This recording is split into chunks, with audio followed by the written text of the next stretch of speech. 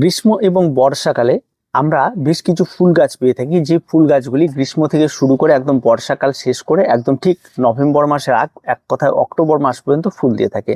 এমন বেশ কিছু গাছ রয়েছে, যেরকম 10টি গাছ, যে গাছগুলি সাধারণত একদম পার্মানেন্ট গাছ, যেগুলি ছাদ বাগানে সবসময় থাকে আর বেশ লং টাইম একটা ফুল দিয়ে থাকে।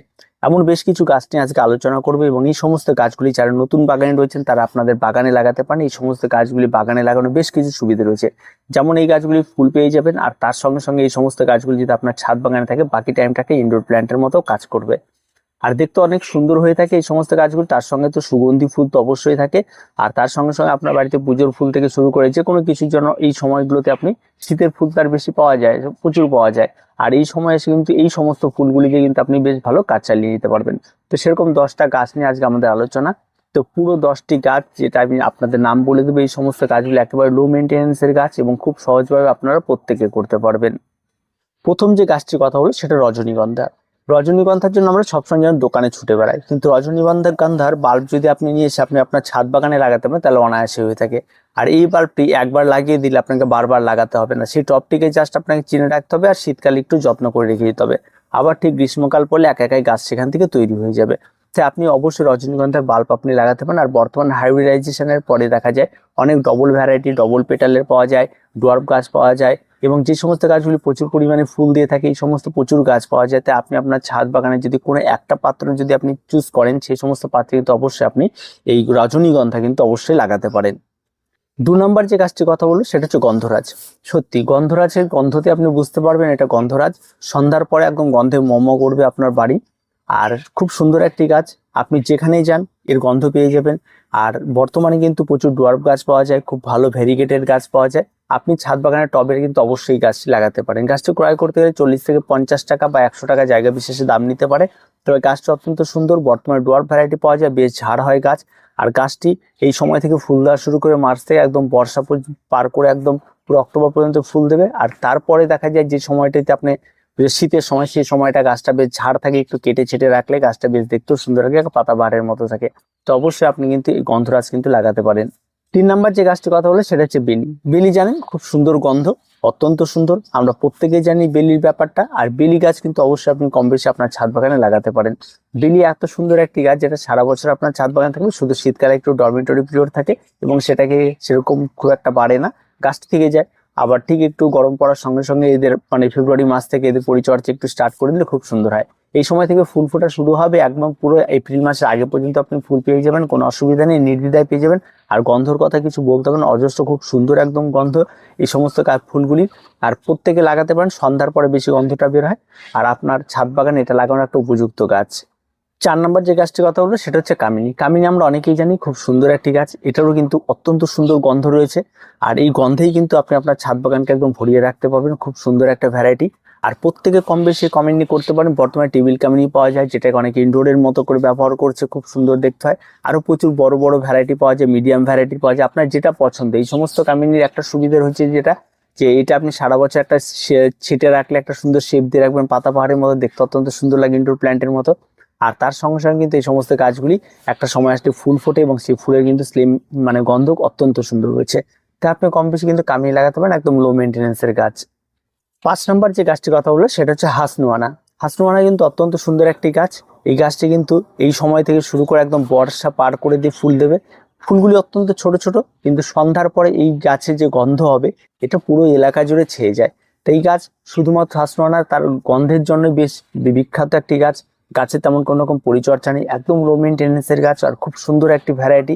বর্তমানে প্রচুর ভ্যারাইটি পাওয়া যায়, আগে শুধুমাত্র হোয়াইট পাওয়া যেত, এখন প্রচুর ভ্যারাইটিস কালারের পাওয়া যায়, আর দেখতে অত্যন্ত সুন্দর হয়ে থাকে। আর গাছও ভেরিগেটেড প্রচুর রয়ে গেছে, আপনার যেটা পছন্দ আপনি করতে পারেন। তবে গন্ধ কিন্তু শেষ রাজা একদম বলতে গেলে কিন্তু একেবারে হাসনুয়ানা কিন্তু সবচেয়ে সুন্দর, আর একদম গাছে কোনো মেনটেনেন্স নেই।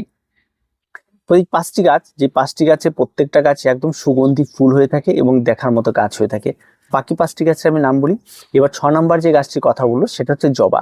জবা অত্যন্ত ভালো একটি গাছ। বর্তমানে কিন্তু জবার প্রচুর ভ্যারাইটি পাওয়া যায়। আপনি যদি মনে করেন শুধু জবার রং দিয়ে আপনি আপনার ছাদ বাগান সাজিয়ে ফেলবেন, তাতেও আপনি পারবেন, এত ভ্যারাইটি পাওয়া যায়। অস্ট্রেলিয়ান পাওয়া যায়, আফ্রিকান ভ্যারাইটি পাওয়া যায়, তারপর আপনার বর্তমানে পুনে ভ্যারাইটি পাওয়া যায়, আর বর্তমানে আমাদের দেশি ভ্যারাইটিতে অ্যাভেলেবেল রয়েছে এবং সেগুলির উপরে এখন হাইব্রিডাইজেশনের ফলে আর নতুন নতুন ভ্যারাইটিও তৈরি হয়ে গেছে।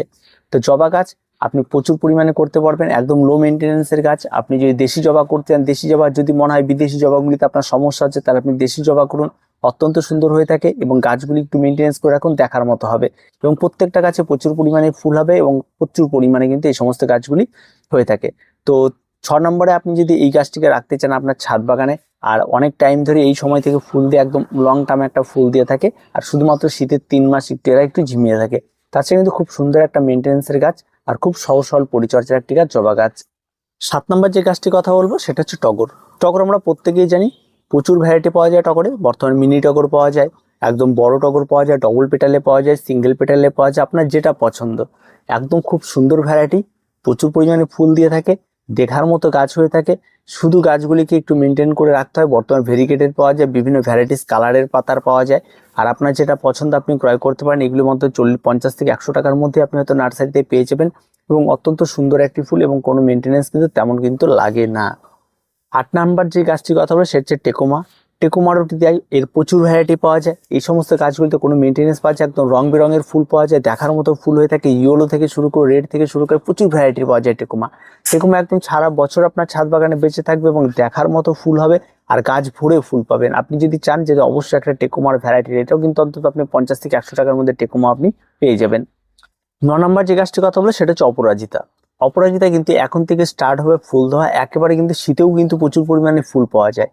আর অপরাজিতা কিন্তু অত্যন্ত সুন্দর, বর্তমানে প্রচুর ভ্যারাইটি পাওয়া যায়, আর এই সময়টা কিন্তু লাগানোর একটা সময় হয়ে গেছে অপরাজিতা। তাই আর দেরি না করে অপরাজিতা আপনি লাগিয়ে ফেলুন।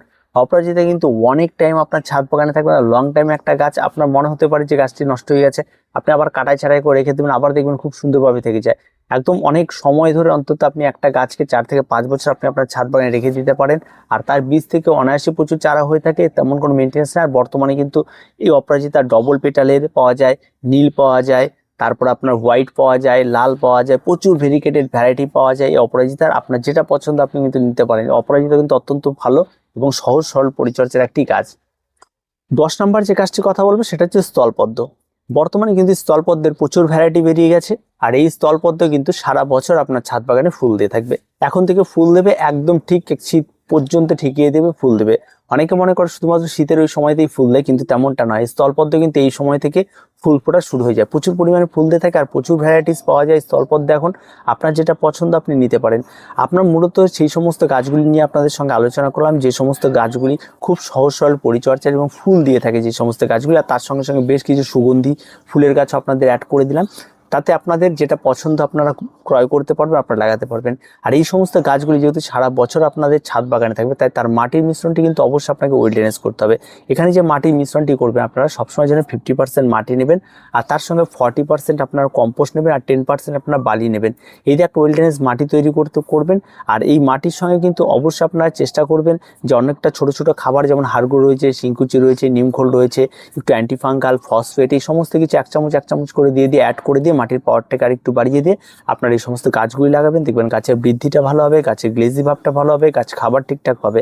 গাছ লাগিয়ে দেওয়ার পর তেমন কোনো পরিচর্যা নেই। আপনার ছাদ বাগান থাকায় যদি কোনো রকম কোনো নর্মাল যদি তরল খাবার থাকে, সরিষার খোল পচা জল বা সবজি পচা জল, সেগুলি যদি আপনি প্রতি সপ্তাহে বা 15 দিনে একদিন করে যদি আপনি ব্যবহার করতে পারেন, তাহলে এই সমস্ত গাছগুলো অনায়াসে ধাই করে বেড়ে ওঠে। আর যদি না হয় আপনি মাসে একবার করে একটা মিক্স খাবার অন্তত 1 মুঠো করে আপনি ব্যবহার করুন, তাতেই হয়ে যাবে। আর তেমন কোনো পরিচর্যা নেই। গাছের রোগ পোকামাকড় হয়ে থাকে তখনই যখন গাছের ইমিউনিটি পাওয়ার একেবারে থাকে না।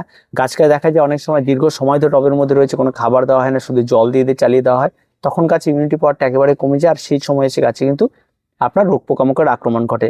তাই রোগ পোকামাকড় আক্রমণ ঘটলে অ্যান্টিফাঙ্গাল পেস্টিসাইড আপনাকে স্প্রে করতে হতে পারে। যদি প্রয়োজন পড়ে তবে স্প্রে করুন, প্রয়োজন না পড়ে তেমন স্প্রে করার কোনো প্রয়োজন নেই।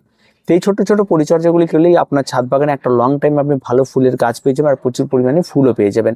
তো আজকে এই পর্যন্ত, দেখা হচ্ছে পরবর্তী ভিডিওতে। প্রত্যেকে ভালো থাকবেন, প্রত্যেকে সুস্থ থাকবেন, আর চ্যানেলটিকে অবশ্যই সাবস্ক্রাইব করে রাখবেন।